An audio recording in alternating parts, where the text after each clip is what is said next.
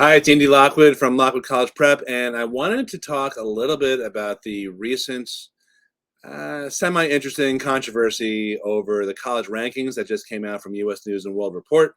One of the controversial items this year was that Columbia University dropped out of the top 10 for the first time ever, mostly because they had falsified, supposedly unintentionally, some of their information about student teacher ratio and maybe something else. I can't remember. Who cares?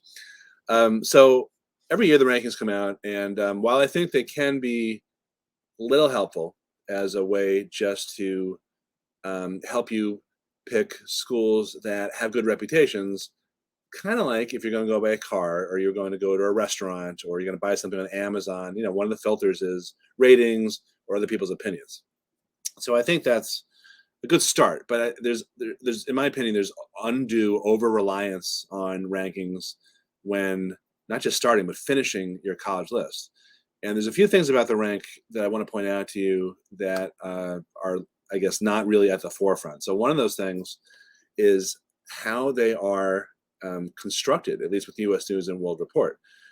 50% of the factors and how they're weighted are about money and about their reputation among other colleges, other university presidents, how much money they've raised from their alumni, how much they spend on professors, how much they spend on kids, and that is, I think, some sort of indication. But altogether, that's 50%, and it's very easy for colleges who want to climb the rankings to influence the rankings and their peers by doing things like taking out ads in the trade journals right before the surveys go out from U.S. News and World Report to all of the other university professors, or hosting big meet and greet type parties for those other university professors who are going to be filling out the surveys and things like that.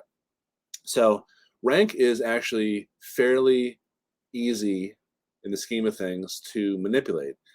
I just listed some of the legal ways. Some of the perhaps other ways include falsifying data, like Columbia admitted they did. And in the past, there have been other colleges that you've heard of, such as Emory, such as George Washington University, such as Tulane. This is going back to probably at least 2011 or 2010, or maybe after that. These stories are pretty common.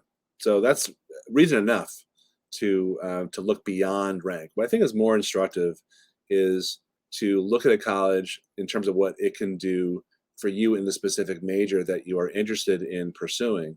So Princeton, Yale, Harvard, they may be great colleges, but they're not necessarily great across the board in every discipline that you consider. So I think a more valid way, a more valuable way to check out whether a school is going to be a good fit for you is by visiting the career centers, either actually in person or virtually or on the phone, asking questions about your recent graduates in my major. Where are they now? What happened, to them from a year ago, from 2 years ago? What types of kids did the best, had the most success? Which ones didn't do so well? How do I model the successful ones? What advice would you give me to avoid the fate of the not so successful ones? Things like that. I think that is much more valuable. I think you can also have conversations with department heads in the majors that you're interested in. Hands down, I think that's a lot better than just looking at college rank. Another thing that's not in the college rankings, which may be a little controversial, but I'm going to say it anyway, is kids' efforts themselves. It's not just what colleges can do for them. It's it's what they need to do themselves, to take advantage of opportunities, to visit career centers, to get internships, to work with them on their resumes, and to do all sorts of things to avail themselves of the resources that they have. Because if two kids can go to the same college and one can be and major in the same thing and have basically the same grades, but the one who proactively uses those resources, goes to job fairs and talks to professors, gets someone to mentor them, etc., versus the other one who just kind of sits there in the dorm room and smokes weed or something, they may look the same on paper, but one's going to have much better results than others. And I don't think any ranking can really factor that in at all.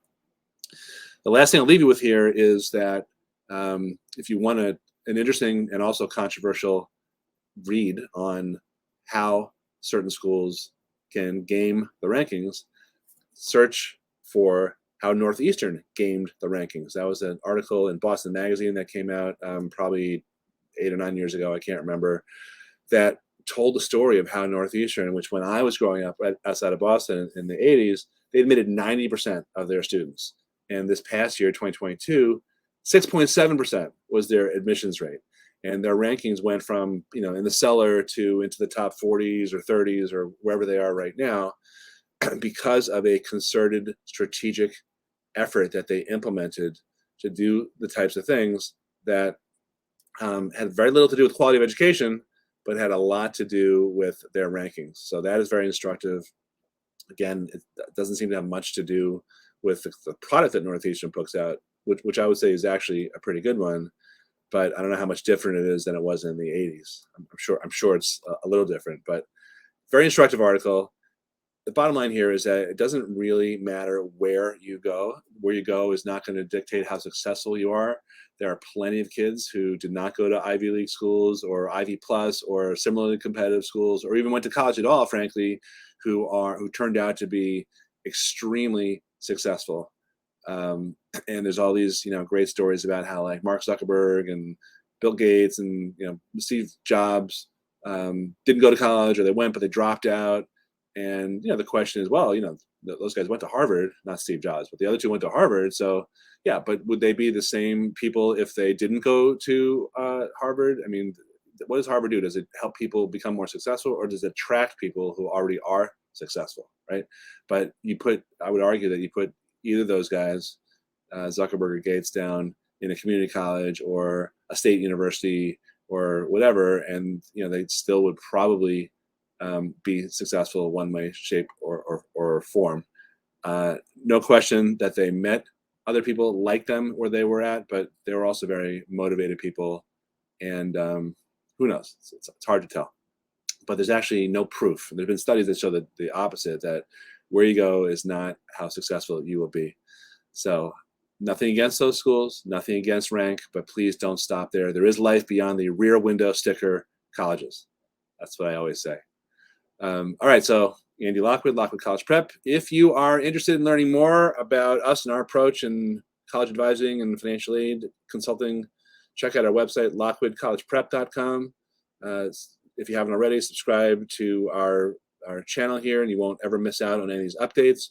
And I invite you to read my latest free report about how to shelter your financial aid, shelter your assets, your savings from financial aid. It's called How to Hide Your Money from the Financial Aid Office, legally and ethically. And that's on our website also, lockwoodcollegeprep.com/report. All right, signing off here. Thanks for watching. Have a great day. Bye-bye.